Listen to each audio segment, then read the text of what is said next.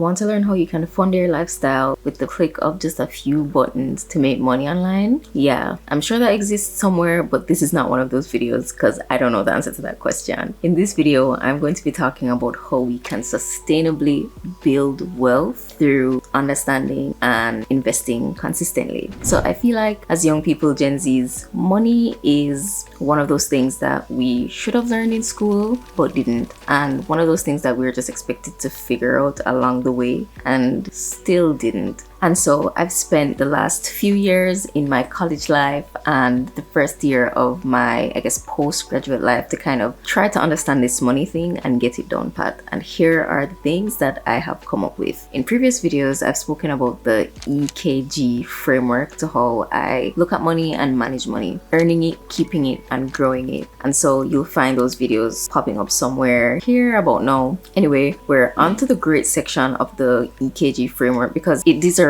a video of its own, and I am determined to try to do it justice. Let's dive into the ultimate guide to how to invest and think about investing as a new grad. So, investing, in the simplest of terms, is literally making your money work for you. And you can make your money work for you in many different ways: through real estate, through investing in a business, and through investing in the stock market, which is the type of investing I'm going to be talking a bit more today. How really does investing in the stock market work? Well, let's dive in. So investing in the stock market is quite literally buying shares or stake or part ownership of a company and watching that piece of it grow over time. So by investing in stocks, you're literally becoming a part owner of the company that you buy in, and you're betting on the success of the company. So as that company does well, so does your stock, and your portfolio with that stock grows over time. And then on the flip side, the reverse is true. If that company does not do well, then the value of that stock, the part that you own, will decrease over time. So you literally are affected, and the stock that you own as partnership of the company is affected whether or not that company does well. So you can grow your money with the stock depending on how the company performs, or you could grow your money by receiving dividends, which is basically a payout that that company gives to its shareholders, and you are a shareholder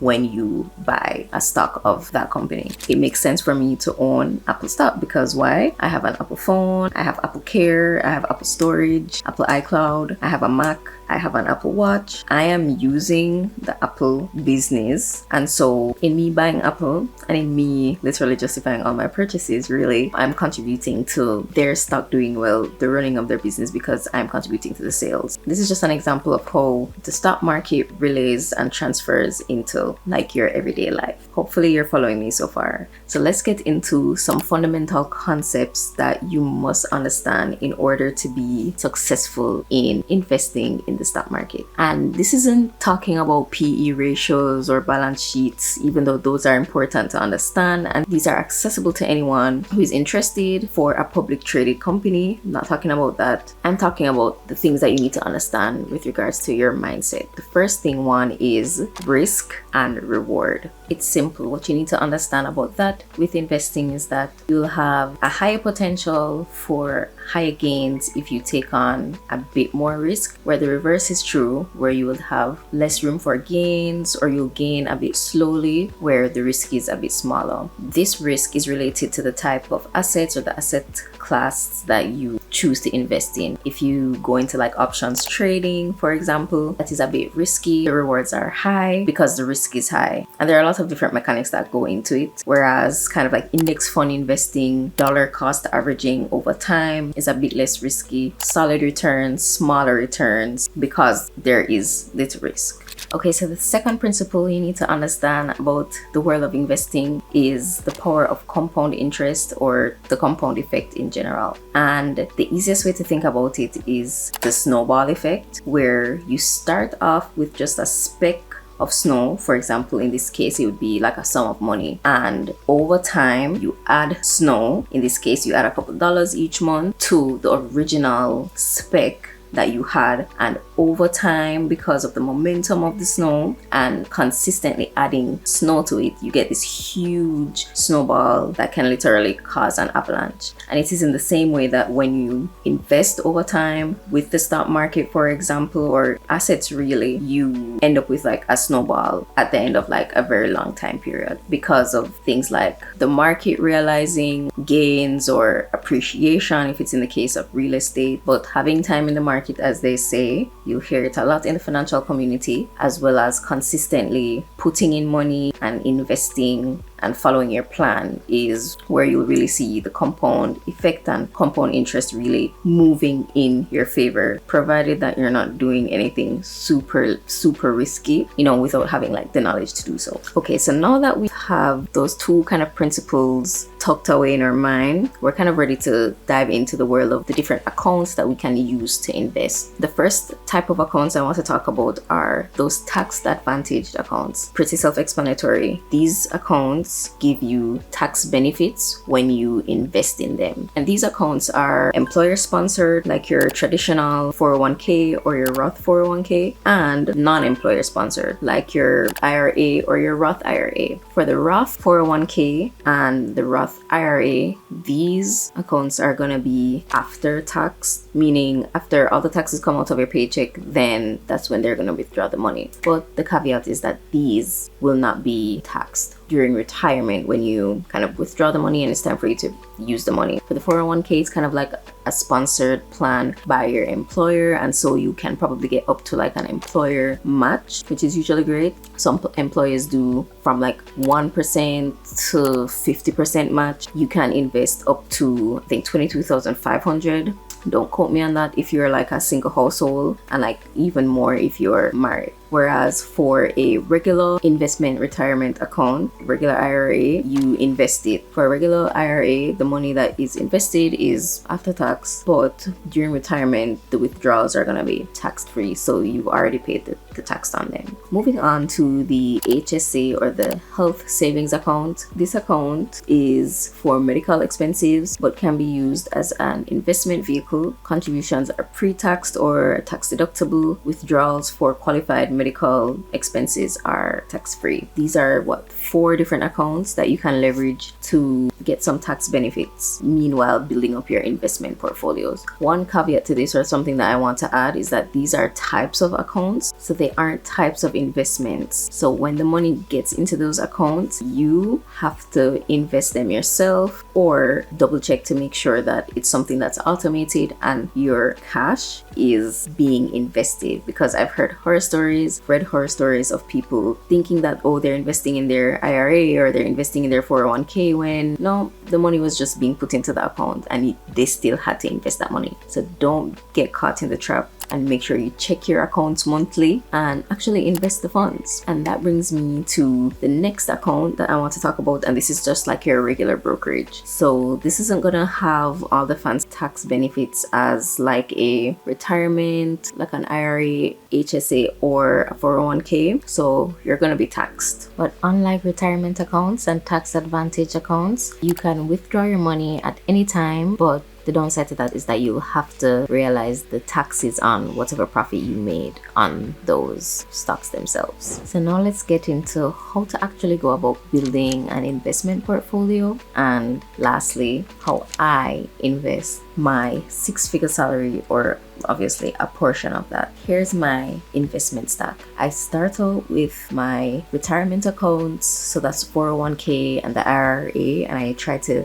max those out every year. This is going to be my first year having a 401k, so trying to max that out. And then I've been contributing to my IRA words since college. So love that. That's the stack. We have at the base the retirement accounts. Then we go to there's this thing called the ESSP, or the Employee Stock Purchase Plan, which is something that I'm grateful to have through my company. and I'm able to buy stocks through that. So another stock account there. So that's about 15 to 20%. Then we get to the last 10% of the investments, because I try to do like 35%, and that is where the different brokerages come in. So we're out of the tax advantage accounts now, and we're getting into the brokerage, and this is where I like to have fun. I split my brokerages up into 3 different things, and I do dividend investing because I want to see how much I can basically gain from dividends. And a dividend is basically a part of profits that companies that you own within your stock portfolio, what they pay you because of,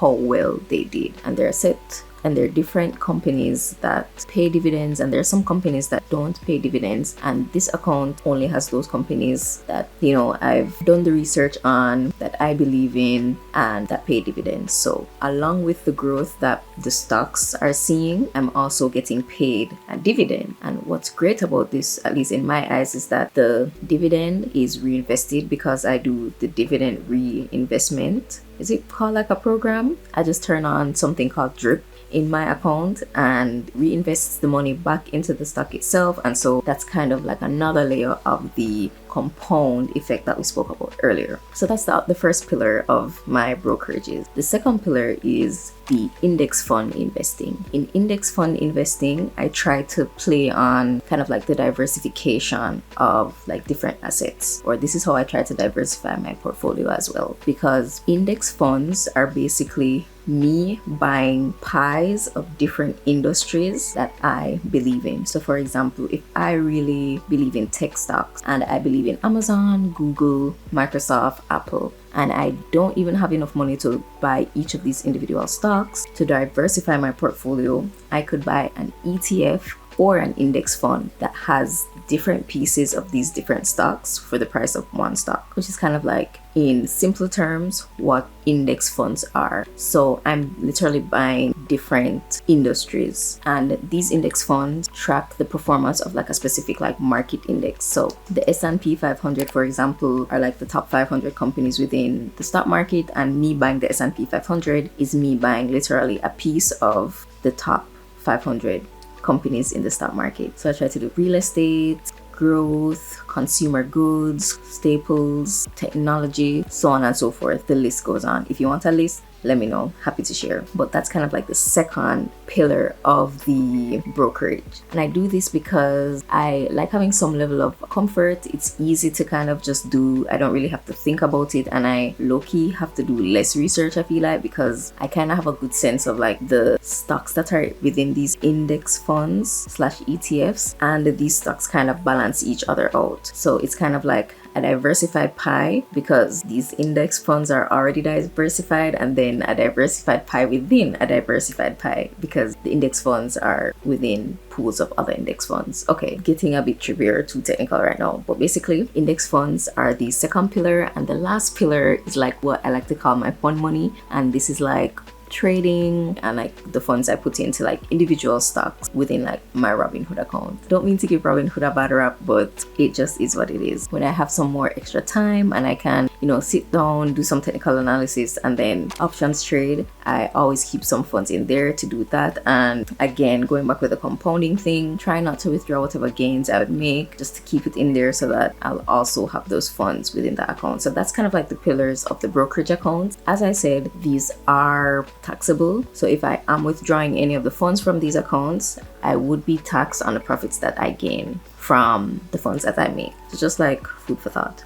I don't necessarily plan to withdraw any money anytime soon, but when I do, then I'm gonna have to pay that. That's kind of it in a nutshell. HSAs are good to have, but I do not have one yet. I think going into next year, I may be opening one up. So if you know of any good ones, let me know. Some food for thought as we close out this entire investing / growing your money video. Remember that stock market investing or investing in stocks is literally just one asset class. It's just one type of investment. You can literally invest in bonds, invest in different form of assets, literally gold. There are just so many more types of assets that you can invest into than what is usually talked about or what usually like meets the eye. So if you're really interested in learning how to really grow your money, leverage income that you're making without necessarily having to put your time in to make active income, then maybe that's something that you want to research more. And remember that you should try to adopt a long-term strategy. Nothing happens overnight, and even if it seems to happen overnight, it takes about 10 years or 20 years to build like overnight success. Keep that in mind the next time you get kind of discouraged or think about falling into the next get quick rich scheme.